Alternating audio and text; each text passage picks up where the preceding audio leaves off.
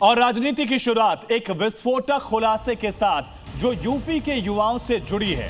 दरअसल गाजियाबाद से पकड़े गए पाकिस्तानी जासूसी नेटवर्क से पूछताछ में यह पता चला है कि पाकिस्तान में बैठे आतंकी आकाओं ने हिंदुस्तान को दहलाने के लिए प्लान एच बनाया।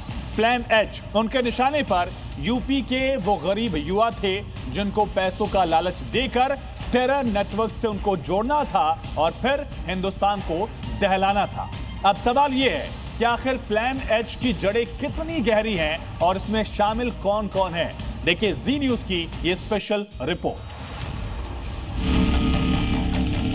मुनीर का प्लान एच, आतंक का नया जाल। गाजियाबाद जासूसी मॉड्यूल, जी न्यूज का विस्फोटक खुलासा।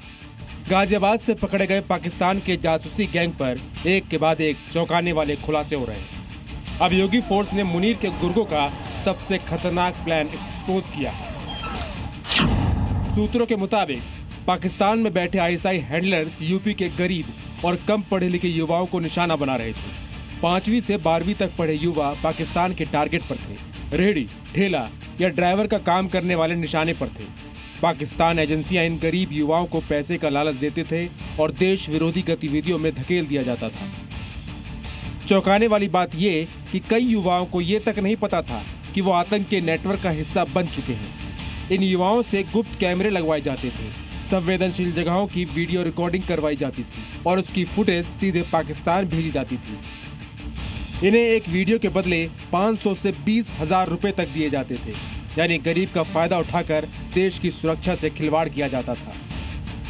पाकिस्तान में बैठा आईएसआई एजेंट सरफराज अपने भारत के सहयोगियों के साथ मिलकर आतंकी हमला करने की प्लानिंग कर रहा था। इसके लिए उसने प्लान एच बनाया था। जांच में यह भी खुलासा हुआ कि इस गैंग ने हिंदुस्तान में बड़े धमाके की साजिश रची थी, जिसके तहत जासूसी का बड़ा नेटवर्क तैयार कर एक साथ हिंदुस्तान में कुछ बड़ा करने का प्लान था। सूत्रों के मुताबिक इस पूरे नेटवर्क को आईएसआई एजेंट सरदार उर्फ सरफराज ऑपरेट कर रहा था, जिसने प्लान एच के तहत यानी प्लान हिंदुस्तान के तहत ज्यादा से ज्यादा लोगों को जोड़ने का टारगेट दिया था।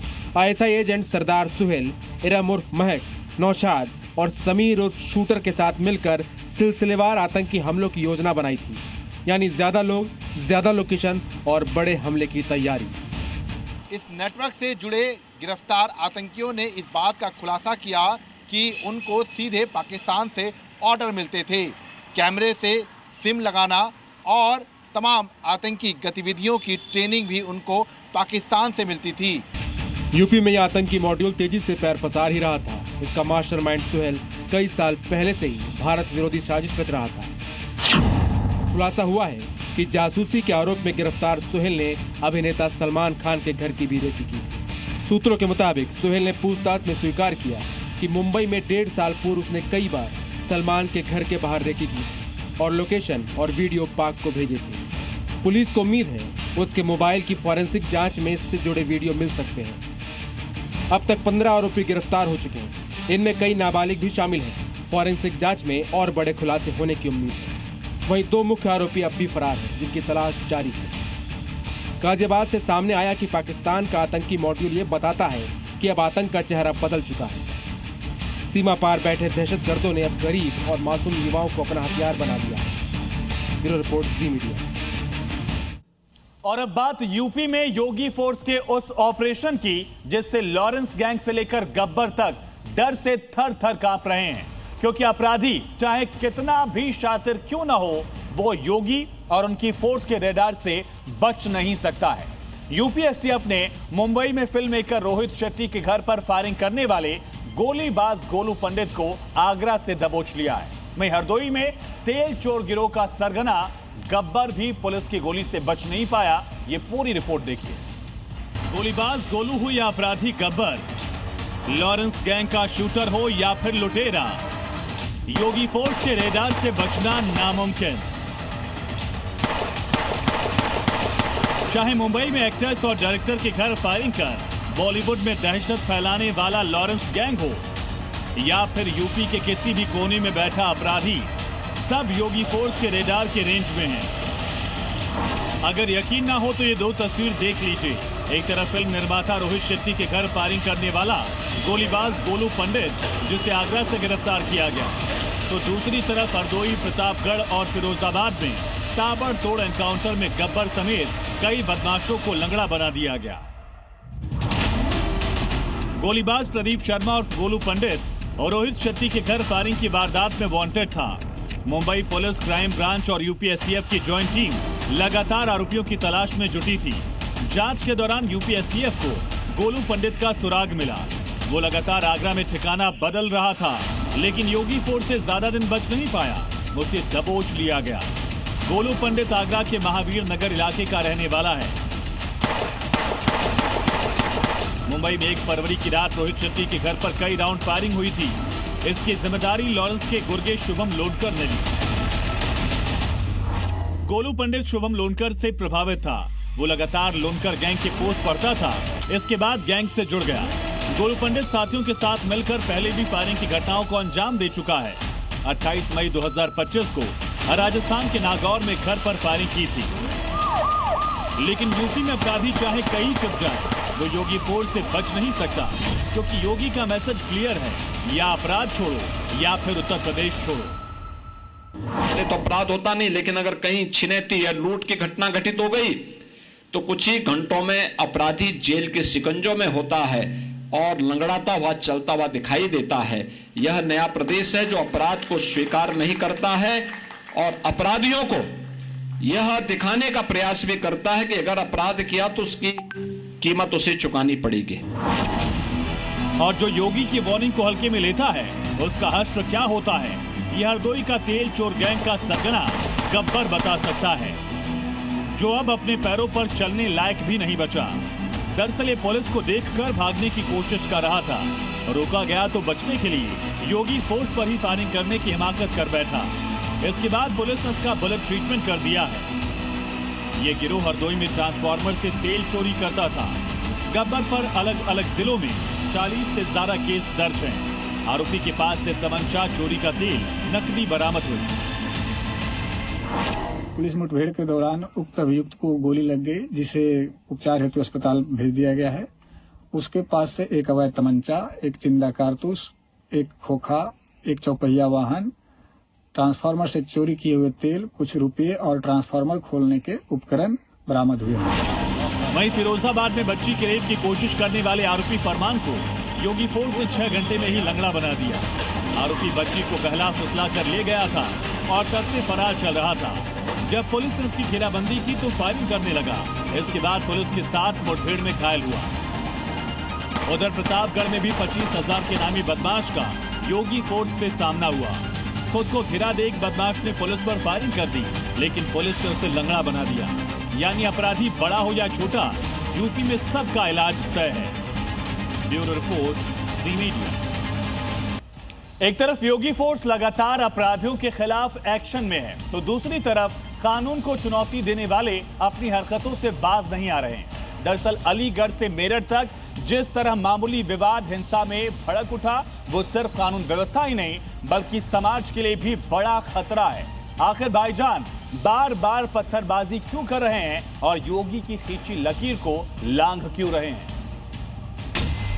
मेरठ से अलीगढ़ तक भाईजान की भिड़ंत, मामूली विवाद क्यों बन गया पत्थरबाजी का मैदान? यूपी में योगी आदित्यनाथ की पुलिस पूरी तरह अलर्ट है। हर गली हर शहर पर नजर है, लेकिन सवाल ये कि क्या भाईजान में कानून का खौफ खत्म हो गया है? क्योंकि भाईजान है कि मानने को तैयार ही नहीं। मामूली कहा सुनी होती है और देखते ही देखते सड़क रणभूमि बन जाती है। पत्थर उठते हैं, लाठी डंडे चलते हैं और पूरा का पूरा पत्थरबाज गैंग एक्टिव हो जाता है। पहली तस्वीर अलीगढ़ की है, जहां मामूली विवाद ने अचानक हिंसक रूप ले लिया। भाईजान वर्सेस भाईजान की जंग में करीब 45 मिनट तक लगातार पथराव होता रहा। इलाका जंग का मैदान बन गया। छतों से पत्थर बरसे, गलियों में अफरा तफरी मच गई। तो मेरठ में भी मामूली कहासुनी ने खौफनाक मोड़ लिया। भाईजान का 2 गुट आमने सामने आ गया और देखते ही देखते लाठी डंडे धारदार हथियार चलने लगे।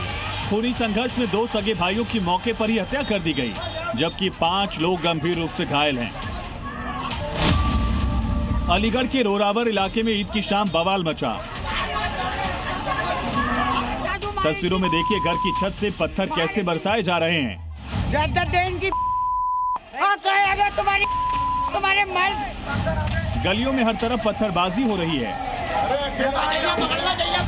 सड़क पर संग्राम हो रहा है। पत्थरबाजी से माहौल तनावपूर्ण हो गया है। और ये हंगामा क्यों मचा, उसकी वजह भी समझ लीजिए। बताया जा रहा है कि 2 दिन पहले झालर लगाने को लेकर विवाद शुरू हुआ। ई रिक्शा से झालर टूटने के बाद विवाद बढ़ा और फिर रील पर गाली गलौच ने आग में घी डाल दिया। ईद की नमाज के बाद कहासुनी इतनी बढ़ी कि दोनों पक्ष भिड़ गए। करीब 45 मिनट तक पत्थर चलते रहे। छतों से भी हमला हुआ। इस हिंसा में 9 लोग घायल हुए, जिन्हें जिला अस्पताल ले जाया गया। लेकिन हैरानी की बात यह रही कि इलाज के लिए जब भाईजान अस्पताल पहुंचे तो वहां भी भिड़ गए।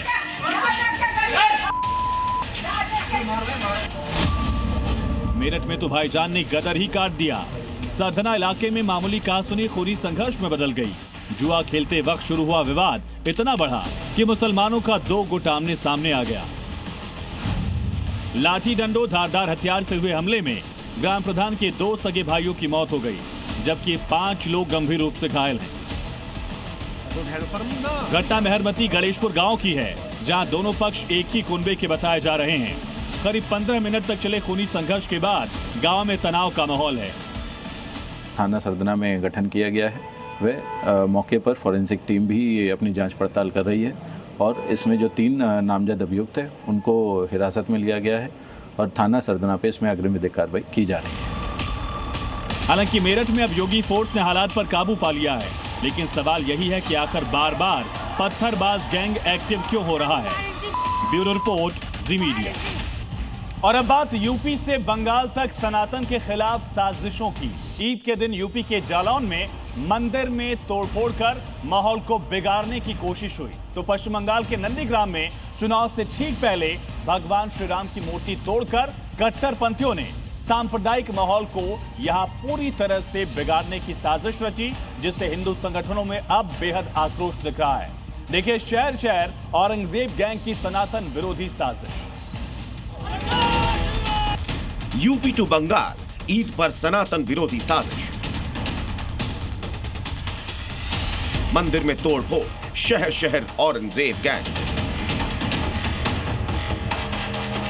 यूपी, पश्चिम बंगाल और झारखंड में ईद पर एक तरफ मुस्लिम समुदाय नमाज अदा कर अमन शांति और भाईचारे की दुआ मांग रहा था, लेकिन दूसरी ओर कट्टरपंथी और सनातन विरोधी गैंग भी एक्टिव था, जो मंदिरों में तोड़फोड़ कर हिंदू आस्था को ठेस पहुंचाकर धार्मिक उन्माद फैलाने में जुटा था। ये तस्वीर यूपी के जालौन की है, जहां पर मंदिर में घुसकर शिवलिंग और नंदी की मूर्ति को खंडित कर दिया गया, जिसके सबूत सीसीटीवी कैमरे में कैद हो गए। आरोपी ने पहले शिवलिंग को उखाड़ने की कोशिश की, फिर ताबड़तोड़ हमले कर मूर्तियों को तोड़ दी। जैसे ही मंदिर में तोड़फोड़ की खबर फैली, हिंदू भड़क गए। लोगों ने सड़क जाम कर नारेबाजी की। इसी दौरान कुछ लोगों ने आरोपी को पकड़ लिया और उसकी पिटाई भी कर दी। बाद में किसी तरह पुलिस ने गुस्साए लोगों से आरोपी को बचाया। बताया जा रहा है कि जिस शख्स ने मूर्तियां तोड़ी वो मानसिक तौर पर बीमार है। उधर पश्चिम बंगाल में भी चुनाव के बीच औरंगजेब की एंट्री हो गई है। ईद के दिन नंदीग्राम में सांप्रदायिक माहौल बिगाड़ने की कोशिश की गई। कट्टरपंथियों ने ईद के दिन भगवान श्री राम की मूर्ति तोड़ दी, जो रामनवमी के लिए बनाई जा रही थी। पुलिस को कंप्लेंट किया था, पुलिस ने बोला तो उसका स्टेप लेगा। यहाँ पे सीसीटीवी है, सीसीटीवी भी खरीद के देखेगा। हम लोग जब आके देखा तो उसका सिर छेद किया है। भगवान श्री राम की मूर्ति तोड़ने से नंदीग्राम में तनाव का माहौल है। हिंदू संगठन सड़क पर उतरकर प्रदर्शन कर रहे हैं और कट्टरपंथियों की गिरफ्तारी की मांग कर रहे हैं। प्रोटेस्ट में नंदीग्राम से बीजेपी उम्मीदवार शुभेंदु अधिकारी भी मौजूद हैं। इस दौरान उन्होंने एक बार फिर हिंदुओं की सुरक्षा पर चिंता जताई, साथ ही ममता सरकार पर कट्टरपंथियों को शरण देने का आरोप लगाया। ये सरकार घोर सनातन विरोधी है, घोर सनातन विरोधी है। जनता मुंह तोड़ जवाब देगा आने वाला दिन। दरअसल पहले भी कई बार कट्टरपंथी बंगाल में हिंदू देवी देवताओं की मूर्ति तोड़ चुके हैं। लेकिन ईद के दिन जिस तरह हिंदू देवी देवताओं की मूर्तियां तोड़ी गई, वो कहीं न कहीं किसी साजिश की ओर इशारा कर रही थी। ब्यूरो रिपोर्ट, जी मीडिया। इस वक्त पाकिस्तान में हर तरफ बॉलीवुड की फिल्म धुरंधर 2 की चर्चा है। वहीं आतंकी मुल्क में फिल्मी सीन हकीकत में बदल गया जब लश्कर की फिदाइन फैक्ट्री में एक अज्ञात हमलावर यानी अननोन गनमैन ने टॉप आतंकी कमांडर को गोली मार दी। और इस घटना के बाद आखिर कैसे पूरे पाकिस्तान में सीक्रेट एजेंट का खौफ फैल गया है और क्यों यह हमला सीधे मुल्ला मुनीर और शहबाज के सिस्टम को एक बड़ी चुनौती है, पूरी कहानी इस रिपोर्ट में समझिए। धुरंधर का रियल एक्शन, पाकिस्तान में टेंशन। आतंक की सबसे बड़ी फैक्ट्री, घर में घुसकर किसने चलाई गोली। पड़ोसी मुल्क पाकिस्तान पहले ही परेशान है। फिल्म धुरंधर 2 में दिखाए गए एक एक सीन पर पाकिस्तानियों को मिर्ची लगी है। इस बीच पाकिस्तान में ईद के मौके पर धुरंधर का असली एक्शन देखने को मिला, जब लश्कर आतंकियों के ट्रेनिंग सेंटर मरकज़े तैयबा में खूंखार आतंकी बिलाल अल सलाफी को गोली मार दी गई। आतंकी बिलाल ईद की नमाज खत्म करके उठा था, तभी फायरिंग हुई और फिर चाकू से ताबड़तोड़ हमला। अगले कुछ सेकंड बाद ही बिलाल जमीन पर गिर पड़ा। ईद की नमाज के लिए मरकज में बड़ी तादाद में लोग जुटे थे। अफरा तफरी का माहौल बन गया, पूरे इलाके में हड़कंप मच गया। ये लाहौर के पास पंजाब प्रांत में मुरीदिके का वही मरकज है जिसे ऑपरेशन सिंदूर में भारत ने पूरी तरह तबाह कर दिया था। मई 2025 में भारतीय सेना के स्ट्राइक में यहां सिर्फ मलबा बचा था, सब कुछ मिट्टी में मिल गया था। लेकिन कुछ महीने बाद ही दोबारा निर्माण शुरू हो गया। लश्कर आतंकी कासिम ने खुद वीडियो जारी करके कहा, भारत ने इसे तबाह कर दिया, हम यहाँ पहले से बड़ी मस्जिद बनाएंगे। उसके 6 महीने बाद अब मरकज के अंदर अज्ञात हमलावर ने लश्कर कमांडर को गोली मारकर सनसनी फैला दी है। लश्कर के जिस कैंप को 10 महीने पहले ही भारत ने तबाह किया था, आतंक का वो अड्डा फिर एक्टिव हो चुका है। मरकज़े तैयबा का निर्माण लगभग पूरा होने वाला है। इसके लिए पाक सरकार ने भी फंडिंग की। लश्कर ने बाढ़ राहत के नाम पर जुटाए गए पैसे भी इसी में लगा दिए। लेकिन अब मरकज कंपाउंड में अज्ञात बंदूकधारी का हमला, ईद पर आतंकी बिलाल की हत्या। इस घटना ने लश्कर सरगना हाफिज सईद का भी दिमाग हिला दिया है। बिलाल को किसने मारा, इसकी जानकारी किसी को नहीं है, लेकिन बिलाल का मारा जाना पाक आर्मी चीफ मुल्ला मुनीर से लेकर ISI तक पाकिस्तान की पूरी टेरर मशीनरी के लिए बहुत बड़ा झटका है, क्योंकि बिलाल कोई आम आतंकी नहीं था। बिलाल लश्कर का हाई रैंक कमांडर था, मुरीदिके सेंटर का प्राइमरी रिक्रूटर था, आतंक के लिए युवाओं को ब्रेन वॉश करता था। लश्कर के प्रचार प्रसार में करीब 20 साल से एक्टिव था। कश्मीर जिहाद के लिए नेटवर्क को बढ़ा रहा था। इस हाई प्रोफाइल टारगेट किलिंग की टाइमिंग ऐसी है कि भारत और पाकिस्तान दोनों देशों में लोग इसे सीधे फिल्म धुरंधर 2 से जोड़कर देख रहे हैं। लेकिन पाकिस्तान में ऐसी घटनाएं पिछले कुछ सालों से लगातार बढ़ रही हैं, जिसके बाद हमलावर की कोई जानकारी सामने नहीं आती। साल 2022 से 2025 के बीच पाकिस्तान में 32 आतंकी कमांडर इस तरह की घटनाओं में मारे गए। 2025 में 10 से 12 हाई प्रोफाइल किलिंग हुई और 2026 में एक कदम और आगे जाकर अज्ञात हमलावर ने आतंकियों की फैक्ट्री में घुसकर लश्कर कमांडर को ढेर कर दिया। इन आतंकियों का खात्मा भारत के लिए राहत की खबर है, लेकिन इसका कोई सबूत नहीं है कि इन घटनाओं को कौन अंजाम दे रहा है, क्योंकि पाकिस्तान में आतंकी गुटों में आपसी रंजिश की वजह से भी ऐसी हत्याएं होती हैं। TTP और BLA के लड़ाके भी ऐसे टारगेटेड हमले करते रहे हैं। फिलहाल हमलावर कोई भी हो, लेकिन सच्चाई ये है कि इस वक्त पाकिस्तान का पूरा खुफिया तंत्र सदमे में है। जिहादी जनरल मुनीर के साथ आतंकी आकाओं की ईद खराब हो गई है और हर किसी के सामने सवाल यही है कि आखिर पाकिस्तान में ये धुरंधर कौन है। ब्यूरो रिपोर्ट, जी मीडिया। ट्रंप ने जिस अंदाज में ईरान को धमकी दे दी है, उसने पूरी दुनिया के लिए खतरे की घंटी बजा दी है।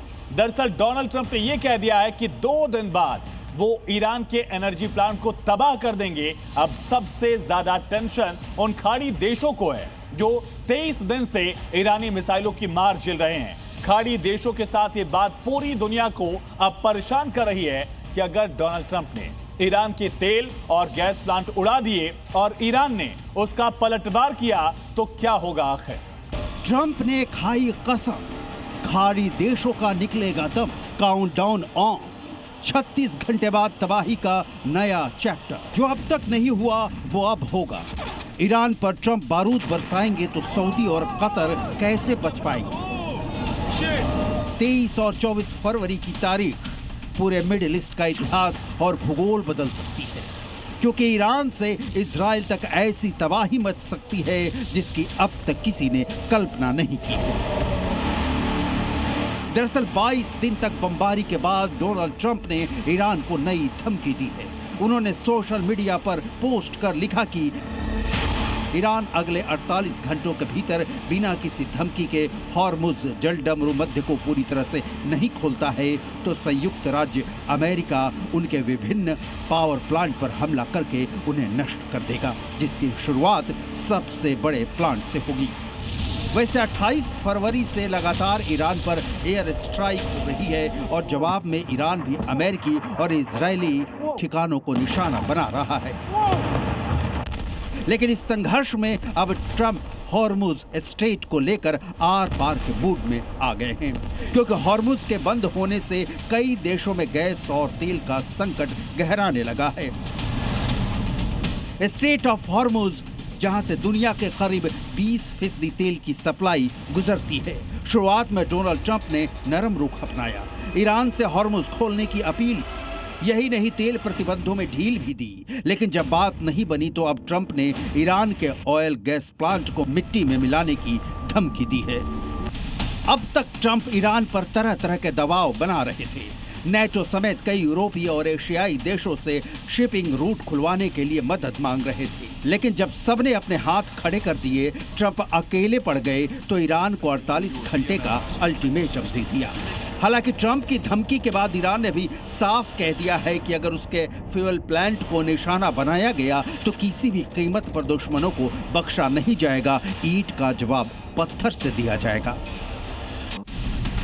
स्ट्रेट ऑफ हॉर्मुज दुनिया की सबसे अहम तेल सप्लाई लाइन है।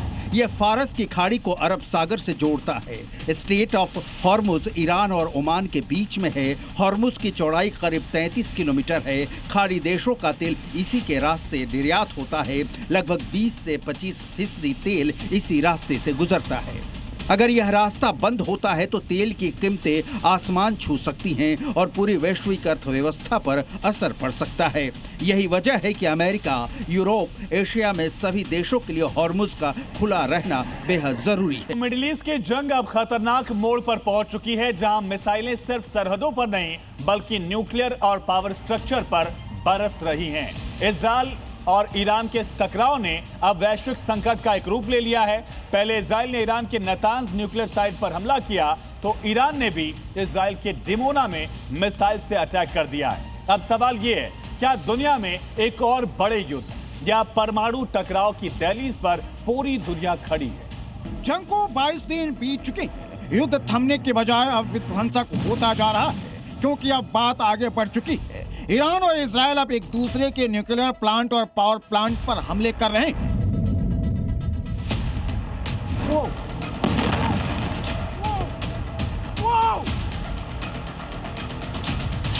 इजराइल ने ईरान के सबसे अहम परमाणु ठिकाने नतांज परमाणु संयंत्र को निशाना बनाया। आईडीएफ की कार्रवाई में ईरान के न्यूक्लियर प्रोग्राम को झटका देने की कोशिश, लेकिन ईरान ने भी जवाब देने में देर नहीं लगाई। आंख के बदले आंख की नीति पर चलते हुए ईरान की रिवोल्यूशनरी गार्ड यानी आईआरजीसी ने इजराइल के सबसे संवेदनशील शहर डिमोना पर बैलिस्टिक मिसाइल दाग।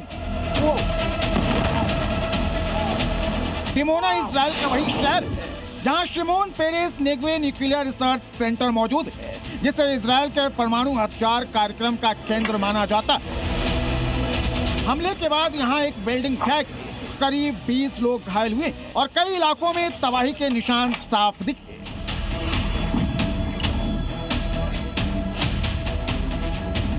इतना ही नहीं, ईरान ने इजराइल के अराद शहर को भी निशाना बनाया।